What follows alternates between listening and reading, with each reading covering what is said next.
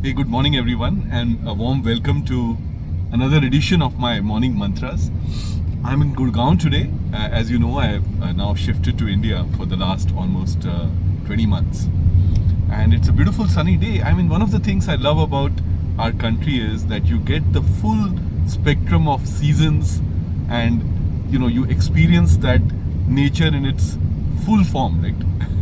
Whereas with Dubai, we used to often joke that the season is either warm, hot, or really hot, right? But here you get to enjoy the full repertoire of nature's beauty. Yeah.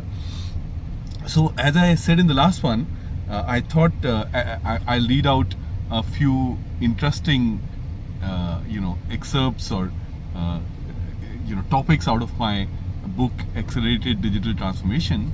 So today let me cover something which I cover in a chapter called Accelerated Possibilities, where I'm kind of talking about the explosion of business models in the world that we live in, and in specific, as I have said in the past, perhaps this entire innovation called the platform business model, which could only have happened in the digital era, right? Industrial era, I mean, there's no way that could have happened, right?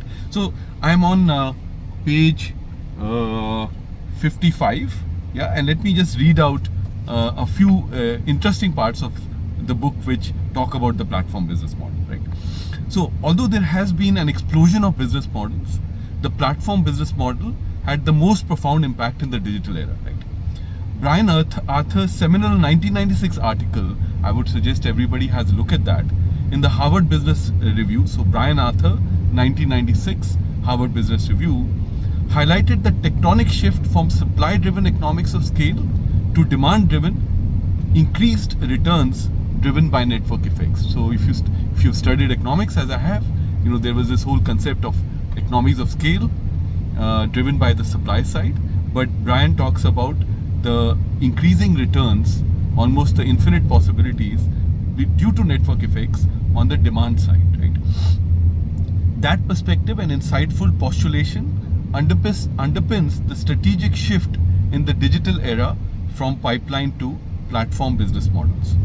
So the inherent scarcity of physical resources results in constraints in supply as traditional companies scale, finally yielding the diminishing return curve.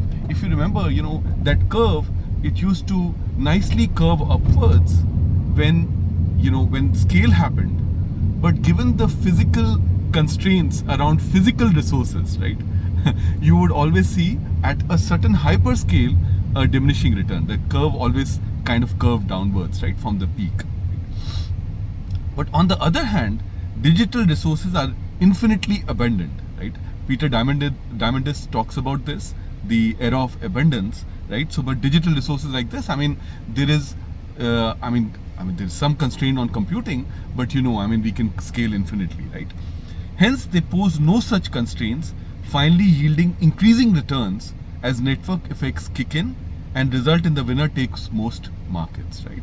So, the underpinning economic principle of supply side diminishing returns and economies of scale versus demand side infinite returns, right, because of abundance of resources, is what underpins the platform business model. I think it's a very interesting foundational item to understand why the platform business models is a predominant business model today. I would suggest that everybody has a look at Brian's seminal article in Harvard Business Review 1996, right?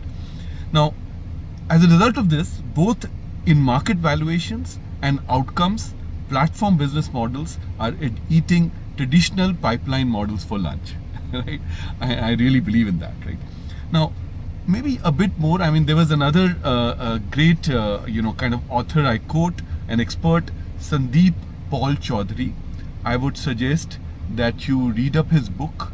I had the good fortune of reading this book. I think I was part of some seminar, and they actually shared this book with us, right? So this is Sangeet Paul Chaudhary on platforms, right? And this paragraph kind of is kind of learning has come out of his book, right, where he describes how is So, Brian describes what economic principles underpin the platform, and Sangeet just then describes how does the platform business model work, right?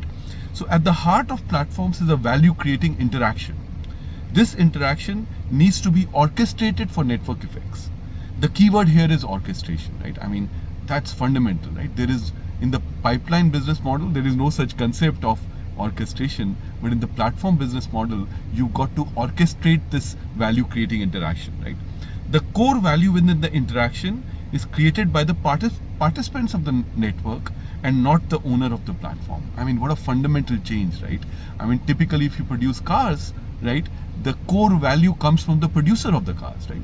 But in the case of platform business model, the core value does not come from the person who's created it, but from the participants. The creator just orchestrates, right? This is a deep shift in the role which incumbent enterprises find difficult to deal with, right? From production to orchestration, right? This is a difficult seismic shift in the role, of large enterprises if they want to get into platforms, right? The platform owner only provides the infrastructure, the factory floor, and ensures quality of interactions, typically through algorithms, data, and AI, right?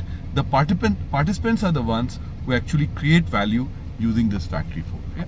So, a fascinating shift driven by some deep economic principles which Brian highlights, and then, kind of beautifully explained by Sangeet in terms of, the value creating interaction, how the owner of the platform just orchestrates, whereas the two-sided marketplace, the participants actually create most of the value, right? So please read this up.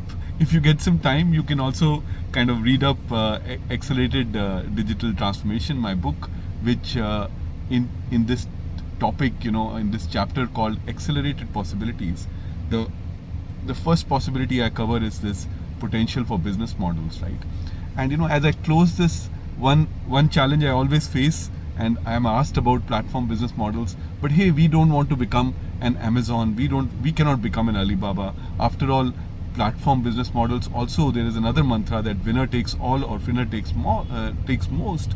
But my retort to that is, in a beautiful vast country like India, where Amazon, Flipkart, all of these big players exist, a 50 plus year old entrepreneur created Nykaa, right, and created absolutely magical value for herself, for her stakeholders, and now for her children, right? So remember, there is space.